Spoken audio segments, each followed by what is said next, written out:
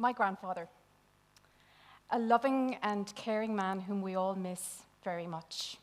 And here he's looking very dapper and happy to be getting married to my wonderful grandmother. But my grandfather had a difficult life, a fact that he didn't really share with us growing up. The 1918 Spanish flu altered the direction of my grandfather's life really quite dramatically. The losses created by that pandemic would beget many more losses and absences in his young life. And in fact, over 100 years later, towards the end of another pandemic, those constellations of loss still shape my familial memory. A couple of weeks before Christmas in December 1918, my grandfather's father and his young baby sister died from the Spanish flu. His mother, my great-grandmother, was left alone with a young family on a small rural farm in County Kerry. A couple of weeks later, my grandfather and his young sister would be taken away from their mother. She stayed alone on the farm. Over the past few years, I have attempted to re-inherit and retrace my grandfather's story in order to attempt to scaffold the lineaments of this half-lit memory and story. This hasn't been an easy journey. Of course, emotionally it was a challenge, but also because of the lack of supports around tracing and mapping the archival stories of industrial schools and Magdalen laundries. My grandfather was placed in an industrial school in Tralee, County Kerry, and his sister was placed in a Sisters of Mercy run orphanage and then a Magdalen laundry in Killarney, County Kerry, two very different towns set apart by windy, potholed roads. And growing up, my mother would tell me that my grandfather had learned his trade as a tailor in an orphanage. Of course, she didn't as yet realize that it was, in fact, an industrial school. And this was a story that emphasized the education he had received from the Catholic Church, a story that was told to us in a benign temperament, so we took it for what it seemed to be. And as a child, I was one of those curious children that delighted in stories of orphans and their adventures. But I never once asked my mother why my grandfather grew up in an orphanage when his mother was still alive, living on a small farm some miles away. So I'd like, if you will, just to close your eyes if you wish, or just to imagine my great-grandmother sifting through the grey grit of the mountainous soil on her small rocky farm set deep into this beautiful purple heathered valley in County Kerry. See her children play next to her, hear their laughter. Know that they do help her, but they're children, so as children do, they run off and play, laughing, balancing joyously on hummocks of rock. Now hear their cries, see them snatched away by a cruelty man, a so-called social worker of the time. Ask yourself if in the shadow of a long eroding pandemic, whether my great-grandmother deserved to have her children taken away from her in that way, shortly after the death of her husband and her baby daughter. See my grandfather, he's confused. Should he have been hauled off to a local district court and then placed in an industrial school?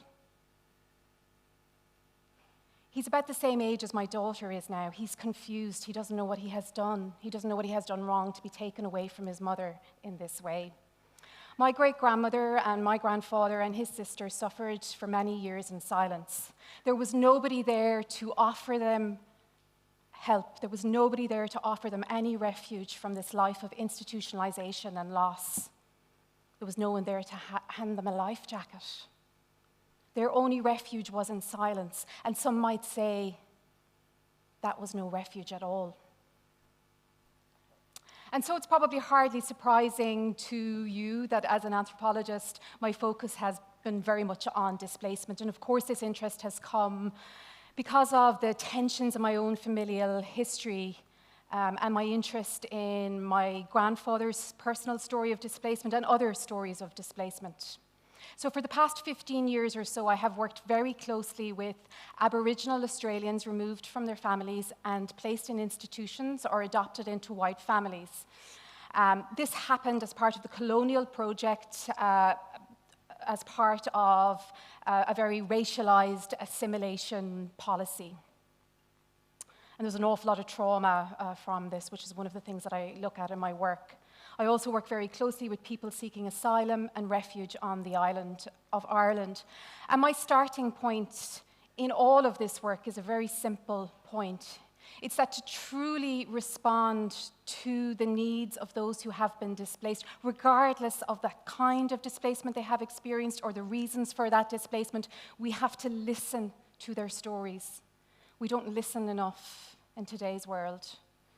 We have to try and engage with the lived experiences of those who have been displaced and all the ensuing traumas and harms that emerge from that. And we need to do this because in so many places around the world, all we see is a failed politics of refuge.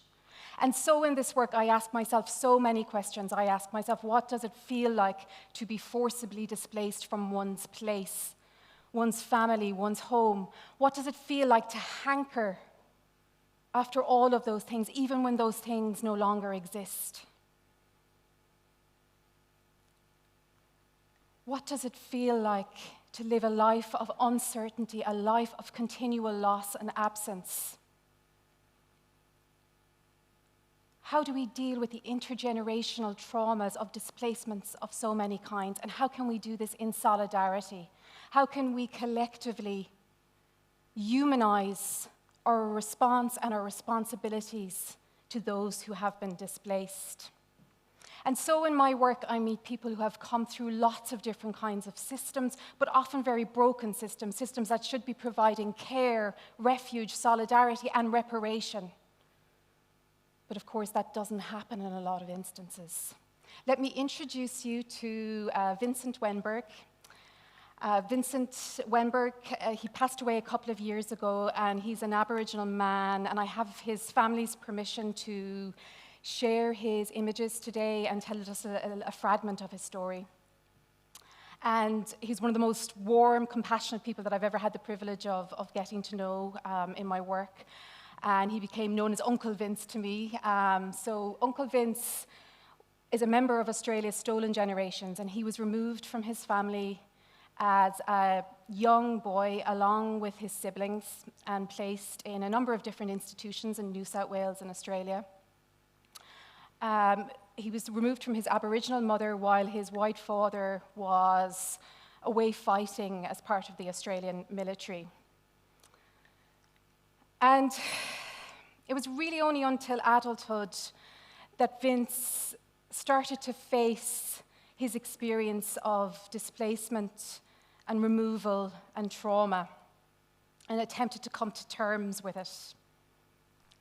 And this particular image that I'm showing you here is really significant in Uncle Vince's journey, his journey of healing and moving forward.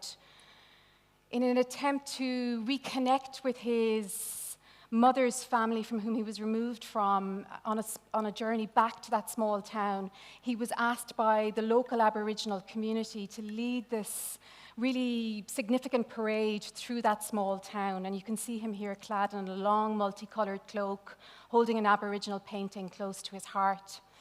And that parade would reach the pier, and they would board a barge and sail to a nearby island, and that was the island of Vince's mother's birth, his mother's country, the country denied to him because of the egregious, harmful Aboriginal child removal policies. So for Vince, this really felt like a kind of homecoming. He felt like he had formed some kind of reconnection here. But it's really important to say that for many members of Australia's Stolen Generations, they never make that reconnection to their home place. So even while they may connect and find their families, it's often very hard to make that emotional reconnection. Such is the damage done by Aboriginal child removal policies. And this is a practice that continues in some respects today. So for many stolen generations, just like my grandfather, just like Uncle Vince, there was nobody there to offer them refuge. Nobody there to offer them a life jacket. It was only through this homecoming that Vince himself experienced some partial sense of peace and reconnection. So my work with stolen generations has led me very easily into work with people seeking asylum and refuge on the island of Ireland and in Turkey. And in this work, I meet people from lots of different countries, lots of different places, and they are fleeing conflict, violent hatred. There's lots of different reasons, very complex reasons sometimes for their displacement. But what they often find is when they're coming to so-called places of refuge is that they encounter very hostile migration systems which only serve to further compound the trauma and harm done to them. So while my grandfather's story of displacement and Uncle Vince's story of displacement are very different to the stories of those I meet who seek asylum and refuge, what unites all of these experiences is that very often people who are displaced find themselves at the end of blunt, ill-thought-out policies which do so much harm. So post-displacement stressors are something which we really need to push against. In my work in Turkey with one of my Queen's anthropology colleagues here, we're very interested in how Syrians living in Istanbul are finding alternative ways of rebuilding their lives and their livelihoods. And so we've become very interested in refugee-led social enterprises. On the screen here, you can see some lovely arts and crafts made by an organization that we work very closely with called Istanbul. And Istanbul was founded in 2015. And it originally they were set up in order to kind of try and develop and make baby goods, but they've since diversified a lot. The pandemic has been particularly hard on them, as has the sort of ensuing economic crisis. But Istanbul's work teaches us a lot about solidarity, about encounter, and about the ways in which different organizations can work to create new and alternative ways of being. And on the Istanbul webpage, right on their landing page, you'll see the image of this beautiful orange and black incandescent child's crocheted life jacket, and it was made by one of the knitters from Istanbul, Abir Turk, for World Refugee Day in 2019. And it's really become an emblem and a symbol for Istanbul in terms of how they articulate and present what they're doing in terms of their work and what they're achieving. And I think there's a lesson here for all of us in terms of the ethics of encounter and solidarity that sits at the heart of the kind of work that they're doing and how they're articulating and communicating that. So in this world in chaos where we're witnessing multiple and intersecting crises, it's my personal view that it's really time for a politics of everyone, a politics of solidarity. And while, of course, it's not the time to be speculative or predictive, it's certainly the moment in which we should picture the world that we want to pass on to our future generations. And for me, that is a world which should center the idea of care, of refuge, of reparation. My grandfather's story, Uncle Vince's story, the story of the Syrian knitters and crafters, they all teach us that we should, in the words of anthropologist Donna Haraway, stay with the trouble in order to do the much urgent work of partial recuperation and getting along together. And we should do this to push against what is a pervasive failed politics of refuge. And we should do this no matter our differences, no matter the world we occupy. Thank you very much.